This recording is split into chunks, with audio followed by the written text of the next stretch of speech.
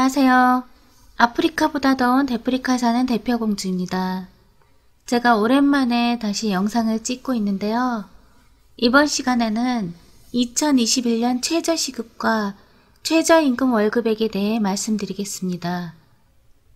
최저임금 제도란 국가가 노사 간의 임금 결정 과정에 개입하여 임금의 최저 수준을 정하고 사용자에게 이 수준 이상의 임금을 지급하도록 법으로 강제함으로써 저임금 근로자를 보호하는 제도를 말합니다. 최저임금제의 대상은 현재는 1인 이상 근로자를 사용하는 모든 사업 또는 사업장입니다. 만일 최저임금액보다 적은 금액을 지급할 시에는 3년 이하의 징역 또는 2천만 원 이하의 벌금 부과가 가능하고 또 병행 부과도 가능하다고 합니다. 2020년에는 2019년보다 2.9% 인상되어 8,590원이었고 1급은 68,720원이었습니다. 최저 월급은 179만 5,310원이었습니다. 2021년은 2020년보다 1.5% 인상되어 8,720원 시급이고 1급은 69,760원입니다. 이는 일 8시간 기준으로 1급을 계산합니다. 월급은 주 40시간 플러스 유급 주휴수당과 월 209시간 기준으로 계산을 하면 182만 2,480원입니다. 2020년 최저임금 시간급은 8,590원이었고 2021년 최저임금 시간급은 2020년 최저시급 대비 1.5% 인상되어 8,720원입니다. 그동안 근로자의 입장에서 여러 번의 많은 인상이 있었기 때문에 2020년 최저임금은 경영계 쪽의 입장을 배려하여 1.5%만 인상하였다고 합니다. 2020년 최저임금 월급액은 179만 5,310원이었고 2021년 최저임금 월급액은 182만 2,480원입니다. 주 소정근로 8시간, 주당 유급 주휴 8시간 포함한 209시간 기준입니다. 주휴수당은 일주일에 5일을 성실하게 8시간 근무를 하면 나오는데 일주일에 15시간 이상 일을 하지 못하면 주휴수당은 받을 수가 없습니다. 그래서 일부 회사에서는 주휴수당을 주지 않기 위해 근로계약에 일주일에 15시간 미만으로 일하기로 정하는 곳도 있습니다. 회사는 규정에는 어긋나지 않으므로 주휴수당을 주지 않으려고 하는 것입니다. 아르바이트를 하면 최저시급, 월급이나 주급 계산을 하실 때 근로시간이 다르므로 정확한 시급 계산이 어려운데요. 네이버에 최저시급 계산기를 검색하시면 자신의 근로임금을 확인하실 수 있고 고용노동부에서도 최저임금 모의 계산기가 있습니다. 그리고 알바몬과 알바천국 등의 알바 사이트에도 있으니 잘 활용하시기 바랍니다.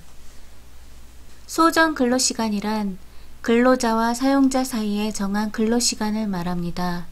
소정 근로시간은 일반 근로자의 경우 일일 8시간, 일주 40시간 이내, 이거는 근로기준법 제50조 내용이고요. 15세 이상 18세 미만인 근로자는 일일 7시간, 일주 35시간 이내가 소정 근로시간입니다. 근로기준법 제69조 내용입니다. 유해 위험작업 근로자는 일일 6시간, 일주 34시간 이내에 근무하여야 합니다. 이는 산업안전보건법 제46조의 범위 내에서 정해져야 합니다. 소정 근로시간에는 휴게시간과 연장, 야간 근로시간은 포함되지 않습니다. 그리고 여기서 한 가지 더 말씀드릴 건 2021년 최저시급이 제외되는 경우입니다. 1년 이상 근로계약 체결 시 최저임금액의 10%를 감액하여 지급 가능하다고 합니다. 수습을 시작한 날부터 3개월 이내인 근로자만 감액 가능합니다. 혹시 수습기간이 6개월일 경우에는 3개월까지만 최저임금의 10%를 감액하여 지급 가능하고 나머지 기간은 수습기간이어도 정상적인 최저임금을 받으실 수 있습니다. 1년 미만으로 편의점 등 단기 아르바이트의 근로계약을 체결한 경우에는 수습기간에도 무조건 최저시급을 받아야 합니다. 편의점 등에서 6개월 정도의 아르바이트 기간 동안 3개월을 수습기간으로 정하여 최저임금의 10%를 감액하여 지급하는 경우가 많은데 이는 모두 불법이라고 합니다.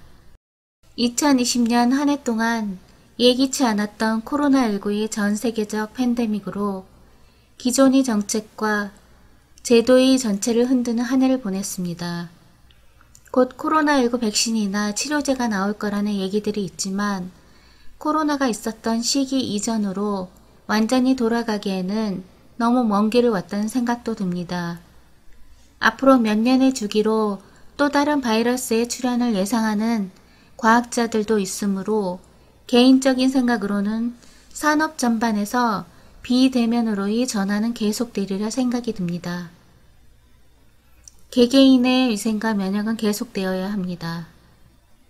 힘든 한 해를 잘 버티고 오늘도 열심히 하루를 살아오신 모든 여러분들에게 찬사를 보냅니다.